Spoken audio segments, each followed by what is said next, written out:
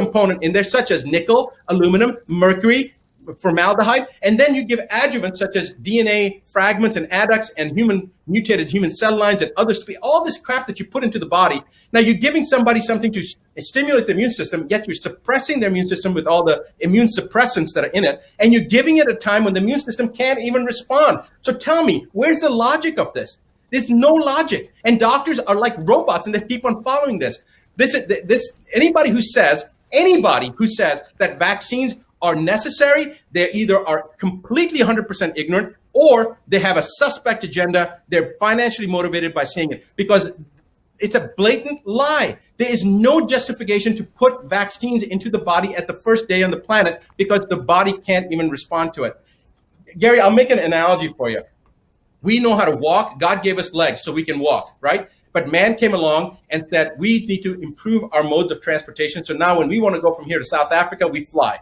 Similarly, the body has an immune system, and God designed the immune system to work a certain way. So man comes along and says, hey, we want to make the immune system enhance it so that we're more protected. Okay, so far, I'm all with you. And the concept of vaccine is sound. I got it. You introduce a foreign substance, that's exactly how the body works.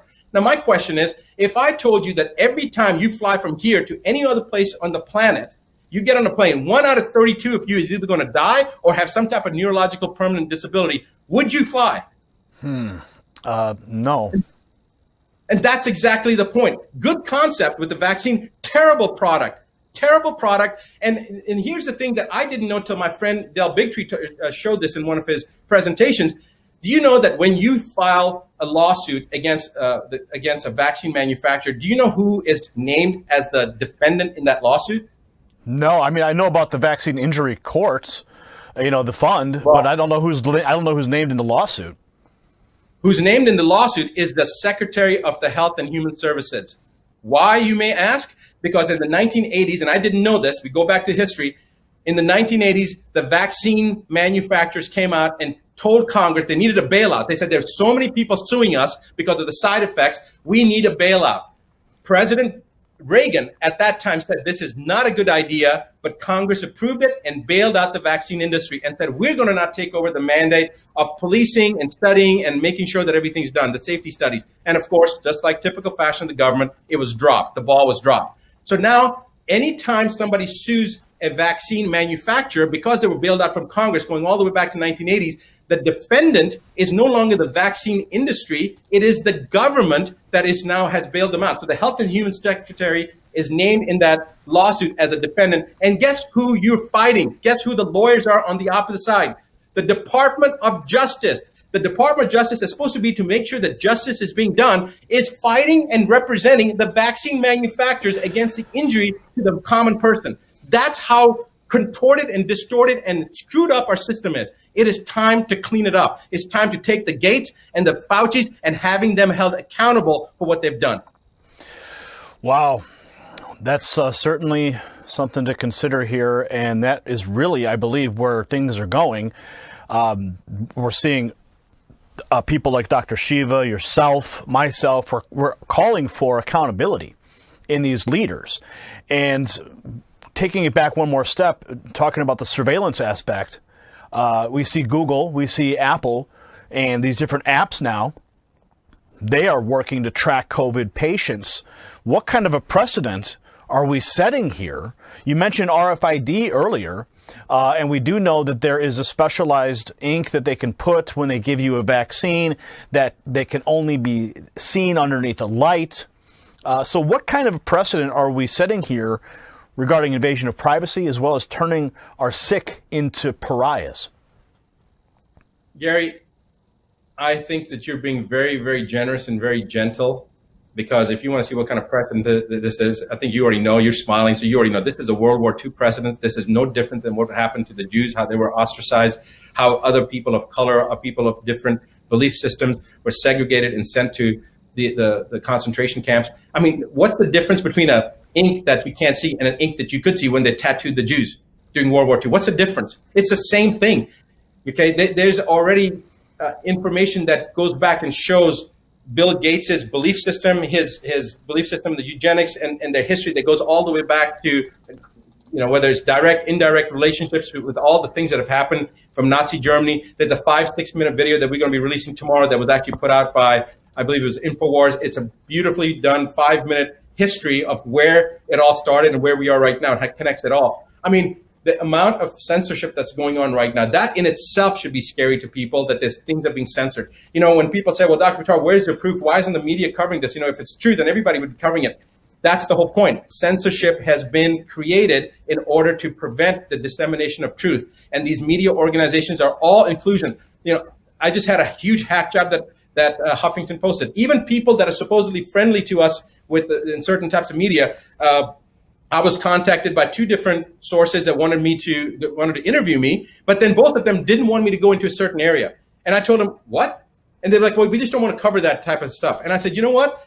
I'm being censored by the best. I'm being censored by the biggest, by YouTube and Facebook. I don't need you to tell me, what you're trying to censor me on. If I want to be censored, I'll just stick with YouTube and Facebook. So, Gary, I appreciate you having the ability to and the desire to get the truth out. And I think that your name of your network, Next News Network, it's very appropriate, because I believe that that's where people are going to be tuning in for the source of information, like Robert Scott Bell, you. There are many other people that are providing true information without censorship, and they're being censored.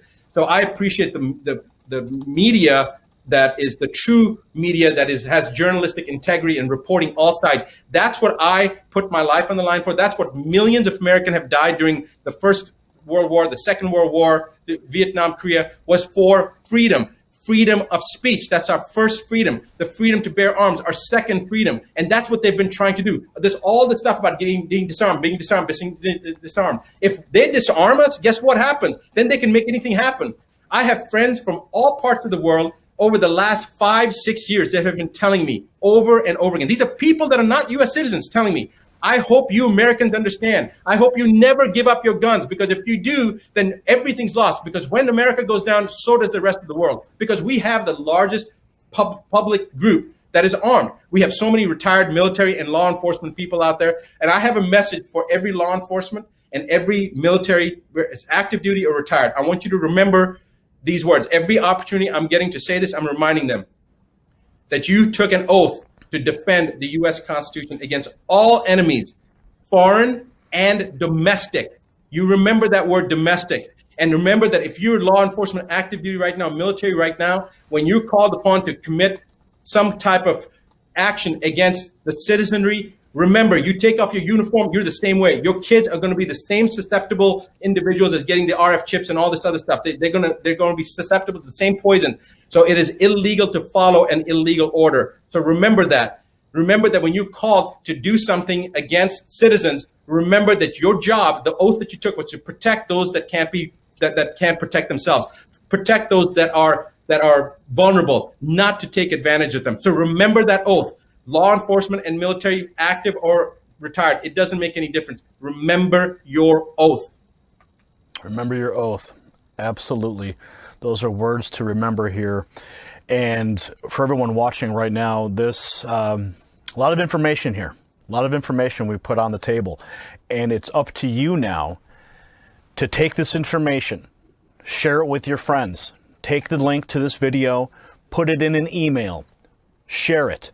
Put it in a text message, share it, put it on Twitter, put it on Facebook, share the links, and make this information widely disseminated, because you're not going to hear this information on the mainstream press. You're not going to find it out there.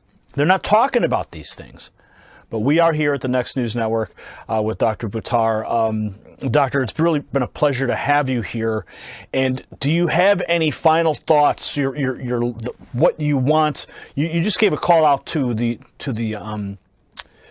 enlisted people, enlisted men and women, former military. But what is your call to action for the average American watching right now? What do you want them? What is the most important thing you want them to take away as we are working our way through this pandemic? Gary, thank you for that opportunity. There's a website, askdrbuttar.com/NNN. If you can go to that, that's for the Next News Network. We've set that link up.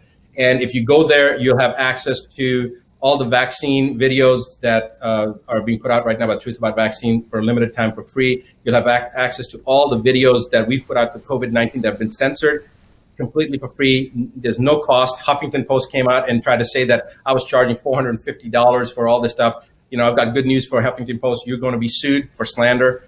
There's not a single dime that it costs you to do that. You can join the IADFW, the International Association for a Disease-Free World, if you want. There's no requirement for that, but the information and the resources are all there. And I want you to take those videos. We're going to make those videos available to be downloaded because they can censor it from YouTube and Facebook, but they can't censor it from your own devices. And as Gary said, and I appreciate you saying that, Gary, get this information out into the hands of everybody else. If everybody has it, they can't censor anybody. They can't censor everybody. They may be able to censor some of us, but if it's in the hands of everybody, then they can't censor it. And that's what my call to action is go to that website, askdrbuttar.com. That's askdrbuttar.com/NNN. Get that stuff, get access to it, share it with your friends and family. And there's some tools there that are completely without any cost to you. Use them if you want to use them. Don't use them if you don't want. It doesn't make any difference to me. But get those videos downloaded and share them with your family and friends. That's all I ask. Doctor, thank you so much for joining us. Folks, you got your marching orders. You know what to do. Share this information across all your social platforms. As always, we welcome your comments. And, Doctor, we want to have you back on again soon. If you're ever in the Chicago area, we'd love to have you in studio to have a real nice personal sit-down, long-form conversation on our podcast. It'd be wonderful to have you.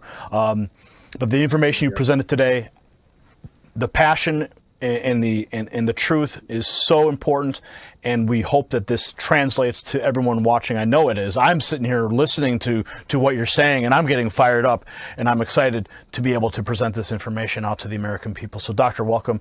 We would love to have you back again another time.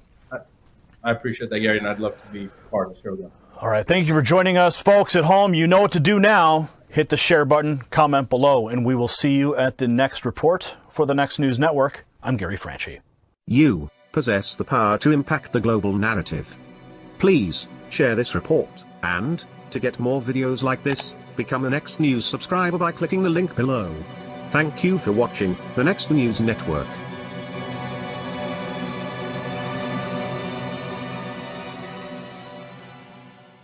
Thanks for watching the Next News Network. Tap here to subscribe to the channel to get the latest news and alerts. Tap here to watch our latest breaking news and our top stories. Tap here for our latest featured interviews. And make sure you tap here to get in on the new podcast, the G-Cast, with my wife Angie and I. We'll see you at the next report for the Next News Network.